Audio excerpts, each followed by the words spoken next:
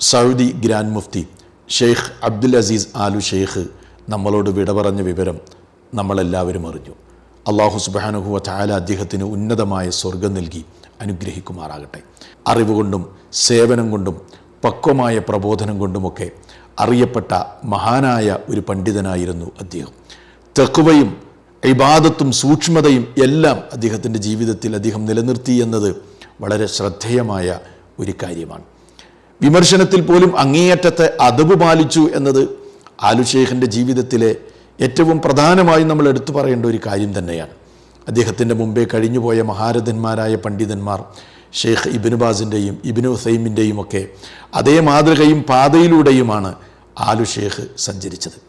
അദ്ദേഹത്തിൻ്റെ വളർച്ചയുടെ ചരിത്രം പറയുമ്പോൾ നമുക്കൊരിക്കലും വിസ്മരിക്കാനാവാത്ത സുഗന്ധപൂരിതമായ ഒരു ചരിത്രമുണ്ട്. അത് മറ്റാരുടെയുമല്ല, അദ്ദേഹത്തിൻ്റെ സ്വന്തം മാതാവായ സാറയുടെ ചരിത്രമാണ്. ആലു ഷെയ്ഖിനെ വിജ്ഞാനം നൽകി വളർത്തുവാനും വിജ്ഞാനത്തിന് പ്രേരിപ്പിക്കുവാനും ആ ഉമ്മ സഹിച്ച ത്യാഗം വളരെ വലുതായിരുന്നു. ആലു ഷെയ്ഖിൻ്റെ 9ാമത്തെ വയസ്സിൽ പിതാവ് മരണപ്പെട്ടു. പിന്നെ മക്കളെ വളർത്തുന്ന ഭാരിച്ച ഉത്തരവാദിത്വം മാതാവിനായിരുന്നു. എന്നിട്ടും ആ മാതാവ് തൻ്റെ മകന് വിജ്ഞാനം നൽകുവാനും അറിവ് നൽകുവാനുള്ള സാധ്യമാകുന്ന എല്ലാ മാർഗങ്ങളും ലഭിക്കുവാനും എല്ലാം ആ ഉമ്മ കഷ്ടപ്പെടുകയും അദ്ദേഹത്തെ വളർത്തിയെടുക്കുകയും ചെയ്തത് ആലു ഷെയ്ഖിൻ്റെ ചരിത്രം രേഖപ്പെടുത്തിയ പണ്ഡിതന്മാർ പറയുന്നത് നമുക്ക് കാണാൻ കഴിയും.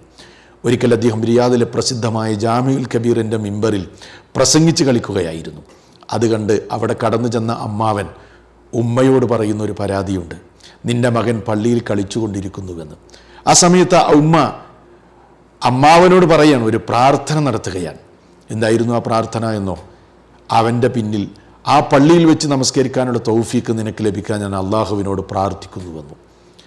പിന്നീട് ആ ഉമ്മയുടെ പ്രാർത്ഥന യാഥാർത്ഥ്യമാകുന്നതാണ് നമ്മൾ കാണുന്നത്. അദ്ദേഹം വളർന്നു പഠിച്ചു വലുതായി ഗ്രാൻഡ് മുഫ്തിയായി, ഖത്തീബായി. അതേ പള്ളിയിൽ 10,000-ങ്ങൾക്ക് അദ്ദേഹം നേതൃത്വം നൽകുന്നു. അതിൽ നമസ്കരിക്കുന്ന ഒരാളായി അദ്ദേഹത്തിൻ്റെ അമ്മാവനുമുണ്ടായിരുന്നു എന്നത് നാം ഓർക്കേണ്ട ഒരു ചരിത്രം തന്നെയാണ്.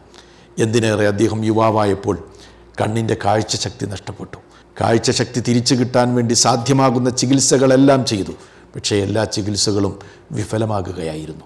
അവസാനം സങ്കടത്തോടെ ഉമ്മ ഡോക്ടറോട് ചോദിക്കുന്നൊരു ചോദ്യമുണ്ട്: എൻ്റെ ഈ കണ്ണെടുത്തിട്ട് എൻ്റെ മകന് നൽകാൻ കഴിയുമോ എന്ന്. ഡോക്ടർ സങ്കടത്തോടെ പറഞ്ഞു, സാധ്യമല്ല എന്ന്. നോക്കൂ നിങ്ങൾ, ആ മഹാനായ പണ്ഡിതൻ്റെ വളർച്ചയിൽ ആ ഉമ്മയുടെ ത്യാഗം എല്ലാ മാതാക്കൾക്കും ഒരു മാതൃക കൂടിയാണ്.